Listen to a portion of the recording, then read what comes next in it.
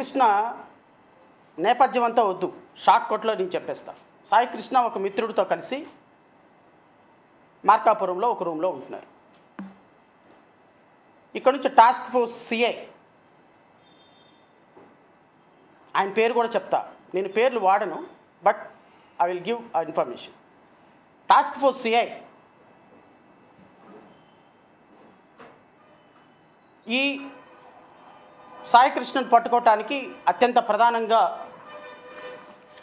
సహకరించినటువంటి వ్యక్తి.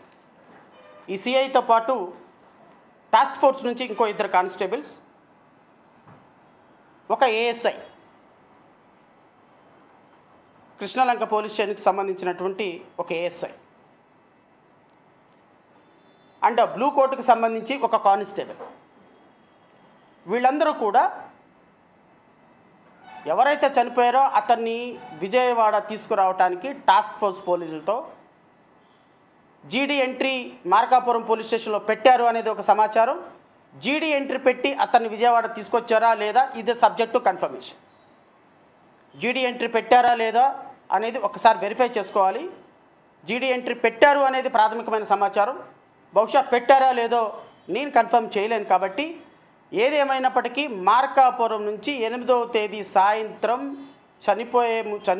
చనిపోయినటువంటి వ్యక్తిని, ముద్దాయిని తీసుకొని కృష్ణలంక పోలీస్ స్టేషన్కి వచ్చారు. తీసుకొచ్చిన తర్వాత ఒకరోజు మాత్రమే ఆ పోలీస్ స్టేషన్లో ఉంచారు.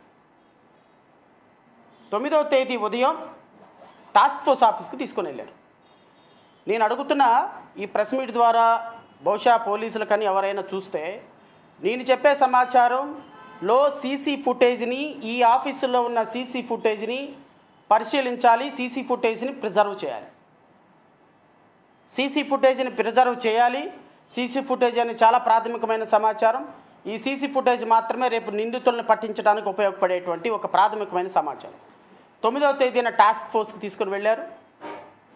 టాస్క్ ఫోర్స్లో ఒకరోజు ఉంచారు. టాస్క్ ఫోర్స్ నుంచి విజయవాడలో ఒక ప్రముఖమైన హోటల్, రమేష్ హాస్పిటల్ పక్కనే ఉంటుంది. ఆ హోటల్ రూమ్ నెంబర్ 302లో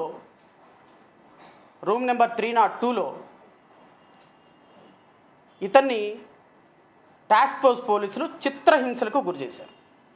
పగలంతా టాస్క్ ఫోర్స్ పోలీసులు, రాత్రిపూట సిఐ నాగరాజు. దేనికోసం చేశారో, ఏమి చెప్పమని చేశారో, మోటివ్ అయితే నా పరిధిలో లేదు ఆ అంశం. బట్ ఆ మోటివ్ ఏంటనేది నేను అతి త్వరలో మీకు చెప్తా, కన్ఫర్మేషన్ రావాలి కాబట్టి. విపరీతంగా టాస్క్ ఫోర్స్ పోలీసులు మార్నింగ్ నుంచి ఈవినింగ్ వరకు చిత్రహింసలకు గురి చేయటం. హోటల్ పేరు చెప్పగలను, కానీ హోటల్ పేరు చెప్పడానికి కొన్ని లీగల్ కాంప్లికేషన్స్ ఉంటాయి కాబట్టి ఇది నేను ఇస్తున్న ప్రాథమికమైన సమాచారం. హోటల్ రమేష్ హాస్పిటల్స్ పక్కనే ఉంటుంది, వినాయక థియేటర్ దగ్గర ఉంటుంది. సో బందర్ రోడ్లో ఉంటుంది కాబట్టి పోలీసులు వ్యక్తిగతంగా అడిగితే నేను సమాచారం చెప్తాను. సో ఈ హోటల్లో రూమ్ నెంబర్ 302లో అతన్ని చిత్రహింసలకు గురి చేసి, బికాజ్ ఈ హోటల్ ఎంట్రీలో సిఐ నాగరాజు పేరు మీదే ఈ హోటల్ బుక్ అయింది. హోటల్ ఎంట్రీలో కూడా సిఐ నాగరాజు పేరు ఉంటుంది. సో సిఐ నాగరాజు పేరు మీద హోటల్ బుక్ అయింది. ఆయన చిత్రహింసలకు గురి చేశారు. విపరీతంగా కొట్టడం వల్ల అతనికి విపరీతంగా బ్లీడింగ్ అయ్యి చాలా దవడ మొత్తం పగిలిపోయి కిడ్నీలన్నీ పగిలిపోవడంతో ఇతన్ని 14వ తేదీ రంగా ఇంటి ముందుకు ఉన్నటువంటి ప్రజా వైద్యశాలకు తీసుకొని వచ్చారు ట్రీట్మెంట్ కోసం. ప్రజా వైద్యశాలకు తీసుకొని వచ్చి ప్రజా వైద్యశాలలో హాస్పిటల్లో చూపిస్తే ఇతను బతికే అవకాశం లేదు, ఇతను చనిపోతాడు, అర్జెంటుగా మీరు ఇతన్ని ప్రైవేట్ హాస్పిటల్కి షిఫ్ట్ చేయండి అని ప్రజా వైద్యశాలలో ట్రీట్మెంట్ చేయడానికి డాక్టర్లు నిరాకరిస్తే అతన్ని తీసుకొని మణిపాల్ హాస్పిటల్కి 15వ తేదీ ఒక సివిల్ సర్జన్, అతని పేరు కూడా చెప్పొచ్చు, బహుశా అతను ట్రీట్మెంట్ చేశాడు, డాక్టర్ ట్రీట్మెంట్ చేశాడు. ఆ doctor treatment doctor Venugopal treatment చేశాడు కాబట్టి డాక్టర్ ఏం తప్పు చేసినట్టు కాదు. ఒకవేళ నేను చెప్పే ఇన్ఫర్మేషన్ తప్పైతే ఆయన నా దగ్గరికి ఏం ట్రీట్మెంట్కి రాలేదని ఆయన చెప్పొచ్చు, తప్పేం లేదు. బట్ నాకున్న ప్రాథమికమైన సమాచారం మణిపాల్ హాస్పిటల్లో ట్రీట్మెంట్ ఇప్పించారు. డాక్టర్ వేణుగోపాల్ సివిల్ సర్జన్ దవడ పగిలిపోయి కిడ్నీకి సంబంధించినటువంటి పూర్తి ఇబ్బందికరమైన పరిస్థితుల్లో ఉంటే అతనికి తీసుకొని వెళ్ళి 16వ తేదీ ఇక వాళ్ళు కూడా చేతులెత్తేసిన సందర్భంలో 16, 17వ తేదీన మళ్ళీ ఆ హోటల్కి తీసుకొని వచ్చి హోటల్లో ఒక ఆర్ఎంపీ డాక్టర్ చేత 2 రోజులు ట్రీట్మెంట్ చేయించారు. నేను ఈ హోటల్ సంబంధించినటువంటి సీసీ ఫుటేజ్ మొత్తాన్ని కూడా నేను ఫుటేజ్ని ప్రిజర్వ్ చేయమని కోరుతున్నా. హోటల్లో ఇచ్చిన టీసీ ఫుటేజ్ కనుక మాయమైతే, ఎందుకంటే ఇది ఇన్వెస్టిగేషన్ చేయాల్సింది పోలీసులు అండి, నా బాధ్యత కాదు. కానీ నా బాధ్యతగా నాకు వచ్చినటువంటి ఇన్ఫర్మేషన్ మీకు షేర్ చేసుకోవటం, రాష్ట్ర ప్రజలతో షేర్ చేసుకోవటం నాకు ఉన్నటువంటి బాధ్యత. రేపొద్దున పోలీసులు ఏమన్నా కాన్ఫిడెన్షియల్ ఇన్ఫర్మేషన్ మీరు షేర్ చేశారని అనొచ్చు. కానీ ఒక రాజకీయ పార్టీగా ఆ విధంగా ఏ విధంగా జరిగింది అని చెప్పటం, ఒక రాజకీయ పార్టీగా ఇలా జరిగింది, ఇంత దారుణంగా జరిగితే ప్రభుత్వం మాకేం తెలియదు అని చెప్పటం, అధికారులు మాకేం తెలియదు అని చెప్పటం చాలా విడ్డూరంగా అనిపిస్తుంది. కాబట్టి నేను ఇచ్చేటువంటి లీడ్స్ని కూడా మీరు తీసుకొని వెళ్ళండి. ఒక ఆర్ఎంపీ డాక్టర్ చేత ట్రీట్మెంట్ ఇప్పించిన తర్వాత ఇన్ స్పైట్ ఆఫ్ ట్రీట్మెంట్ 23వ తేదీ సాయంత్రం సాయికృష్ణ చనిపోయాడు.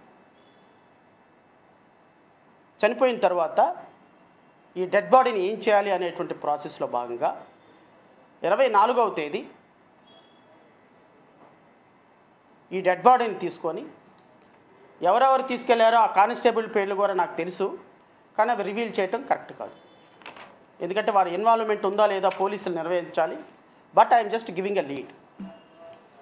24వ తేదీ RTC bus stand platform number 43 దగ్గర ఒక అనాథ శవంలాగా సాయికృష్ణ మృతదేహాన్ని పడేశారు. ఒక అనాథ శవంలాగా సాయికృష్ణ మృతదేహాన్ని పడేసి ఈ సాయికృష్ణ మృతదేహం 24వ తేదీన ఏమీ తెలియనట్టుగా కృష్ణలంక పోలీసులకు ఒక అనాథ శవం వచ్చినట్టు ఇన్ఫర్మేషన్ తీసుకొని ఇమ్మీడియట్గా అక్కడికి వెళ్ళి, అనాథ శవం అంటే సహజంగా పక్కన ఉన్నటువంటి ఇక్కడ మాకు శవం చూసామని 2-3 స్టేట్మెంట్లు రికార్డ్ చేసి విజయవాడ మున్సిపల్ కార్పొరేషన్కి అనాథ శవాన్ని తగలపెట్టడానికి ఒక రిక్విజేషన్ ఒక టాస్క్ ఫోర్స్ సిఐకి అత్యంత సన్నిహితుడైనటువంటి మేనేజర్ ద్వారా విఎంసీకి ఒక రిక్విజేషన్ పంపించి కరెక్ట్గా బస్ స్టాండ్ ఆపోజిట్లో ఉన్నటువంటి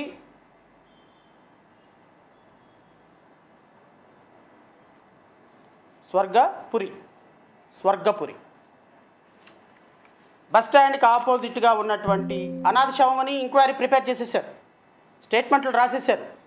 ఇది అనాథ శవం అని మొత్తం పూరించేసి ఇమ్మీడియట్గా ఈ డెడ్ బాడీని ఖననం చేయాలి. ఎలా ఖననం చేయాలి? దానికి సిఐ నాగరాజే ఇది అనాథ శవం అని సర్టిఫికెట్ ఇచ్చాడు. దీనికి టాస్క్ ఫోర్స్ సిఐ యొక్క ఫ్రెండ్ కానిస్టేబుల్స్ ఎంక్వైరీ చేశారు. టాస్క్ ఫోర్స్ సిఐ కంప్లీట్గా ఉన్నాడు. టాస్క్ ఫోర్స్ ఏసీపీ దీంట్లో ఇన్వాల్వ్మెంట్ ఉంది. Because she a first posting lady officer. ఆవిడ కూడా దీంట్లో ఈ కేసులో ఇన్వాల్వ్మెంట్ ఉంది అనేది కొన్ని ఆరోపణలు ఉన్నాయి. సో ఈరోజు ఈ సిఐలు, కానిస్టేబుల్స్, ఏఎస్ఐ, బ్లూ కోర్టుకు సంబంధించిన కానిస్టేబుల్ వీళ్ళందరూ కూడా దీంట్లో ఇన్వాల్వ్మెంట్ ఉంది. వీళ్ళందరూ కూడా దీన్ని బేస్ చేసుకొని స్వర్గపురికి విఎంసీ ద్వారా అనాథ శవాన్ని క్లారిఫికేషన్ తీసుకొని సర్టిఫికెట్ తీసుకొని ఈ డెడ్ బాడీని అనాథ శవాన్ని ఖననం చేయడానికి స్వర్గపురిలో ఒక అపాయింట్మెంట్ తీసుకొని లెటర్ పెట్టింది కూడా task force CI Nagaraju. CI Nagaraju దీనికి పర్మిషన్ ఇచ్చారు. అంతా అయిపోయింది. ఆ రోజు సాయంత్రం అనాథ శవం కింద 24వ తేదీన స్వర్గపురి శ్మశాన వాటికలో ఆ మేనేజర్ పేరు కూడా ఉంది, కానీ ఆ మేనేజర్ పేరు చెప్పడం కరెక్ట్ కాదు. వారు అండ్ ఈ టాస్క్ ఫోర్స్ కాదు, ఇది బ్లూ కోట్లో ఉన్నటువంటి కానిస్టేబుల్ ఇద్దరు చాలా మంచి స్నేహితులు. వీళ్ళిద్దరి ద్వారా 5:45 సాయికృష్ణ డెడ్ బాడీ ఖననం చేయటం జరిగింది. ఇది వాస్తవం. ఎలక్ట్రికల్కి సంబంధించినటువంటి దీంట్లో నాకు తెలిసి దాంట్లో యాష్ కూడా మిగులుతుందో లేదో నాకైతే తెలియదు.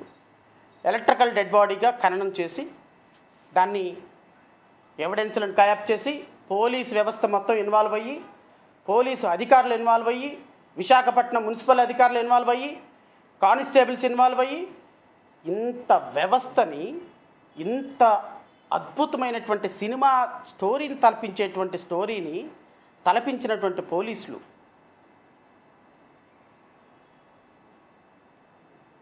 మరొక జై భీమ్ సినిమా అవదా ఇది? జై భీమ్ తలకు మించినటువంటి సినిమా, జై భీమ్ కంటే 100 రెట్లు ఎక్కువగా తలపించేటువంటి సినిమా. ఇంత తతంగం ఎందుకు జరిగింది? ఇంతమంది పోలీస్ ఆఫీసర్లు ఎందుకు ఇన్వాల్వ్ అయ్యారు? ఇంతమంది పోలీస్ ఆఫీసర్లు ఎవరి మీద కేసు కట్టారు? ఎంతమంది మీద కేసు కట్టారు? కేసు కట్టి కేవలం ఒకళ్ళనో ఇద్దరినో ఫిక్స్ చేద్దామని మీరు అనుకుంటున్నారా? పోలీస్ వ్యవస్థ మొత్తం లా అండ్ ఆర్డర్ని కాపాడటానికి కలిసి పనిచేయటం అదొక పద్ధతి. పోలీస్ వ్యవస్థ మొత్తం టాస్క్ ఫోర్స్ ఎవరి కింద పనిచేస్తుంది? టాస్క్ ఫోర్స్ ఏసీపీ ఎవరి కింద పనిచేస్తున్నారు? టాస్క్ ఫోర్స్ సిఐ ఎవరి కింద పనిచేస్తున్నారు? టాస్క్ ఫోర్స్ కానిస్టేబుల్ ఎవరి కింద పనిచేస్తున్నారు? టాస్క్ ఫోర్స్ ఇంత దారుణంగా ఇన్వాల్వ్ అవ్వాల్సిన అవసరం ఏమొచ్చింది? ఎవరి ప్రోత్సాహాల కోసం ఇన్వాల్వ్ అవ్వాల్సి వచ్చింది? దీని వెనక ఎవరున్నారు? ఏ ల్యాండ్ సెటిల్మెంట్ ఉంది? అతి త్వరలో బయటకు వస్తాయి.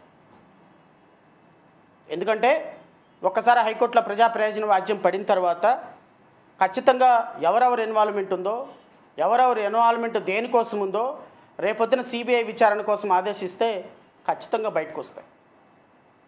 నేను ముఖ్యమంత్రి గారిని, ఉప ముఖ్యమంత్రి గారిని అడుగుతున్నా, మీ పోలీస్ వ్యవస్థ పనితీరు ఇలా ఉంది. ముఖ్యమంత్రి గారు, ఒకటేమో లా అండ్ ఆర్డరు మీ కన్ను, ఒకటేమో లా, ఇంకోటేమో ఆర్డర్ కదా. మీ హోమ్ మినిస్టర్ గారికి కొద్దిగా చెప్పండి పని చేయమని. మీ హోమ్ మినిస్టర్ గారికి కొంచెం చెప్పండి పోలీసుల చేత పని చేయించమని. ఆ రోజు తెనాలిలో రోడ్డు మీద కూర్చోబెట్టి టైర్ తోటి కాటిల్తోటి కొట్టిన రోజునే మీ ప్రభుత్వం ఇది తప్పు సిఐ, ఇది ఇలా చేయడానికి లేదు, నువ్వు వీఆర్లోకి వెళ్ళి సస్పెండ్ అవ్వని చెప్పినట్టయితే ఈరోజు నాగరాజు లేకపోతే మీ టాస్క్ ఫోర్స్ సిఐలు, అధికారులు, ఏసీపీలు ఈ విధంగా నిలబడరు, ఇంత దారుణంగా పనిచేయరు. ఈరోజు మీ ప్రభుత్వం బాధిత కుటుంబాలను పిలిపించుకొని రాజీ చేసుకొని వాళ్ళకి ఇవ్వాల్సింది ఏదో ఇచ్చేసేసి అద్భుతంగా పనిచేశారు, మా రాజ్యం రామరాజ్యం, దీంట్లో మర్డర్లు లేవు, లేపు లేవు, అడిగేవాళ్ళు లేడు, మాట్లాడేవాళ్ళు లేడు అనుకుంటే పిచ్చి పొరపాటు. మీకు 164 సీట్లు ఇచ్చి అధికారం ఇచ్చింది బహుశా ఈ విధంగా అద్భుతమైనటువంటి సినిమా. ఒక మాట అనాలి కానీ ఆ రోజు డోర్ డెలివరీ, ఇప్పుడు no delivery. Dead body no delivery, dead body లేదు, నో డెలివరీ, డెడ్ బాడీయే లేదు. మీ ప్రభుత్వం నో డెలివరీ ప్రభుత్వం. చంపి మాయం చేసేయండి శవాల్ని, చంపి ఖననం చేసేయండి శవాల్ని. ఎంత అప్గ్రేడ్ అయ్యారు మీ పోలీసులు. గౌరవ హోమ్ మినిస్టర్ గారు ఒక్క మాట, అమ్మా మీ బాధిత కుటుంబాలను పరామర్శిస్తున్నాం, రాష్ట్రంలో లా అండ్ ఆర్డర్ ఇలా ఉంది, కఠినమైన చర్యలు తీసుకుంటాం, ఇలా మా పోలీస్ వ్యవస్థకి మేము క్షమాపణ అడుగుతున్నామని మీ అందరూ కూడా ముక్కుకి నేలకు రాయండి. ఊరికే లా అండ్ ఆర్డర్ మెయింటైన్ చేయటం అంటే సొల్లు కబుర్లు, సోది కబుర్లు చెప్పడం అనుకున్నారా? ఉప ముఖ్యమంత్రి వెళ్ళి తెలంగాణలో కూర్చుంటాడు, ఉప ముఖ్యమంత్రి బయటకు వచ్చి ఒక స్టేట్మెంట్ ఇవ్వడు. మీ ఎమ్మెల్యేలు అమ్మాయిలను రేపు చేస్తుంటే స్టేట్మెంట్లు ఇవ్వడు. మీ ఎమ్మెల్యేలు అమ్మాయిల్ని రేపులు చేసి వాళ్ళకి కడుపులు చేసి వాళ్ళందరూ రోడ్ల మీదకి వచ్చి పోరాడుతుంటే వాళ్ళ చేత లాఠీలతోటి మీ యొక్క నాయకుల చేత కొట్టిపిస్తుంటే ఆ నాయకులకు షోకాజ్ నోటీస్ ఉండదు. సిగ్గు లేకుండా అరవశ్రీధరను తీసుకొచ్చి ఢిల్లీలో మళ్ళీ నీ పార్టీ కార్యక్రమాల్లో కూర్చున్నావు. నువ్వెట్లా సనాతన ధర్మాధికారివి, నువ్వెట్లా ఆడపిల్లలకు సంబంధించి ఏదైనా అన్యాయం జరిగితే పరిగెత్తుకుంటూ వస్తారని చెప్పేటువంటి వ్యవస్థ ఉన్నవాడివి. నీకు అసలు ఈ రాష్ట్రంలో ఉప ముఖ్యమంత్రిగా ఒక్క క్షణం ఉండే అర్హత లేదు. ఆడపిల్లల గురించి, మహిళల గురించి, నేరాల గురించి మాట్లాడే ఒక అర్హత లేదు. మీరేమన్నారు? ఈ రాష్ట్రంలో నేరాల సంఖ్య తగ్గించడానికి కొత్త చట్టాలు తయారు చేస్తున్నారు. కొత్త చట్టాలు తయారు చేయటంటే పోలీసులకి ఏ విధంగా నిందితులు చంపమని ట్రైనింగ్ అని ఇచ్చారా ఏంటి? మీరు నాకు అర్థం కాల. గౌరవ హోమ్ మినిస్టర్ గారు కూడా ప్రతి సందర్భంలో మా పోలీసులకు అధునాతనమైనటువంటి ట్రైనింగ్ ఇచ్చాం, మా పోలీసులకు ఢిల్లీ స్థాయిలో గొప్ప పేరు వచ్చింది. ఢిల్లీ స్థాయిలో ఇదిగో ఈ కేసులో వచ్చింది కదా పేరు. బహుశా భారతదేశ చరిత్రలో వేరే ఏ పోలీసులకి ఇంత నాలెడ్జ్ లేదమ్మా. అమ్మ మహాతల్లి హోమ్ మినిస్టర్ గారు, భారతదేశ పోలీసుల్లో బహుశా నాకు తెలిసినంతవరకు అత్యంత క్రూరమైన పోలీసులు బీహార్ పోలీసులు. బీహార్ పోలీసులని కూడా తలదన్ని బీహార్ పోలీసులకే ఏ విధంగా ఎన్కౌంటర్లు చేయాలో నేర్పగలిగినటువంటి ఘనా పార్టీలు మన ఆంధ్రప్రదేశ్ రాష్ట్రంలో మీ హయాంలో తయారు చేసినందుకు మీకు శతకోటి వందనాలు. ఎందుకు మీ పోలీస్ ఆఫీసర్లకి ఇంత గొప్ప నాలెడ్జి బహుశా ఇంతకుముందు అయితే లేదు ఆంధ్రప్రదేశ్ రాష్ట్రంలో.